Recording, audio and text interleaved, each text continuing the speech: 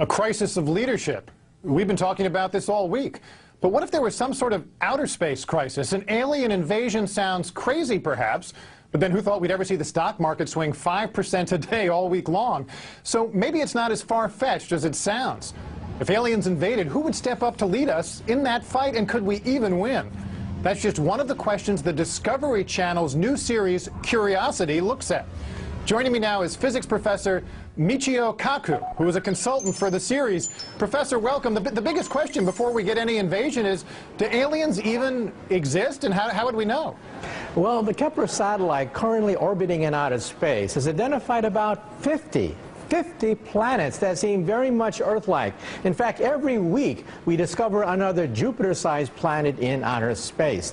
Now, to be sure, most of them probably have no more than microbial life, just germs. But a few of them may have intelligent life, perhaps even more advanced than what we have on Earth. Now, so how does this actually work? When Discovery decided they were going to do a show on alien invasions, your phone rings because you're on the sort of speed dial for theoretical physicists who can help them do the war game for how this might play out? Well, believe it or not, we physicists have actually studied the question of what happens if we do encounter a hostile advanced civilization in space. And Hollywood gets it all wrong. Hollywood assumes that the aliens are maybe 100 years more advanced than us, and if only we had a secret weapon, we can defeat the aliens. Wrong. Either the aliens don't bother with us because we're simply too primitive, or if they do invade, it'll be more like Bambi versus Godzilla. And why do you say that? What techniques will they have that we can't even imagine? Think of the fact that they could be 1,000, 1,000,000 years more advanced than us. Realize that the universe is 13.7 billion years old, and so it's conceivable that they can have weapons that we can't even conceive of. Now, in my own point of view, look at how the barbarians eventually defeated the Romans. The barbarians didn't have a secret of weapons by which they defeated Caesar and the Romans. No, they learned technology from the Romans. They imported technology. They learned the technology of the Romans and then used it against the Roman Empire. That's how they won. So then how would we, I know it sounds implausible, but if something like this were to happen, how would we defend ourselves as a planet? Well, initially, we would have to probe them to find out exactly how advanced they are. Do they have nuclear weapons? Do they have radio and radar communications technology? Or do they have a whole new generation of weapons that we can't even conceive of? Now, remember that for the most part, alien civilizations in outer space are not going to come to plunder us because there are plenty of uninhabited planets out there with resources. So for the most part, they're going to leave us alone. However, if, on the other hand, one day they do attack, we have to be prepared for the fact that they're going to overwhelm us in the opening shots of a war. Well, so what do we do? Well, first we have to study the question. We have to send up more Kepler satellites. We have to eavesdrop on conversations in outer space between alien civilizations. This is something that we haven't even done yet. We have yet to find a single advanced civilization or life in outer space. But sooner or later, we will.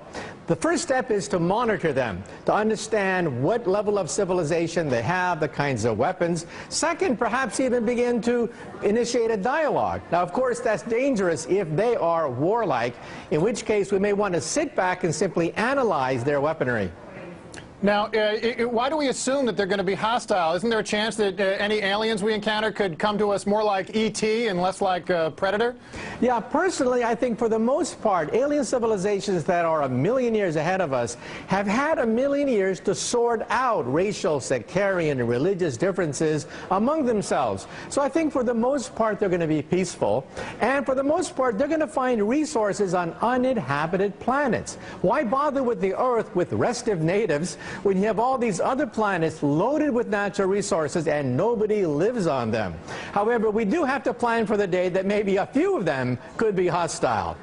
Now, I'm wondering if there can't be an upside to all this. I'm a big fan of the original Star Trek series, and it was only when, there were alien civilizations that seemed to challenge the Earth, that you found that the Earth got its act together for the kind of global governance that all the all the visionaries say we need that if we're going to deal with climate change, if we're going to deal with all the modern issues, global finance, where the sovereignty of individual nations is actually a political barrier to solving these big problems. So can there be an upside to the alien threat? Believe it or not, when President Ronald Reagan met Mikhail Gorbachev, we now know during the transcripts of the meeting that he said that if we were ever attacked by the Martians, you and me, the Soviets and the capitalist U.S., would be allies in the fight against the Martians. Well, that's how Ronald Reagan looked at it, and believe it or not, there's some truth to it. If we are faced with a common enemy in outer space, it would indeed help to unite the Earth, just the way Ronald Reagan said. All right, Michio Kaku, theoretical physicist and an advisor to the new Discovery series Curiosity. We'll be looking forward to seeing how Discovery treats that, and thanks for taking the time today. Right, every Sunday at 8 o'clock. Every Sunday at 8 o'clock. A theoretical physicist who knows how to get in his promo. I like that. Chuck Todd, live from Iowa with the latest on the AIM straw poll ahead. That's next.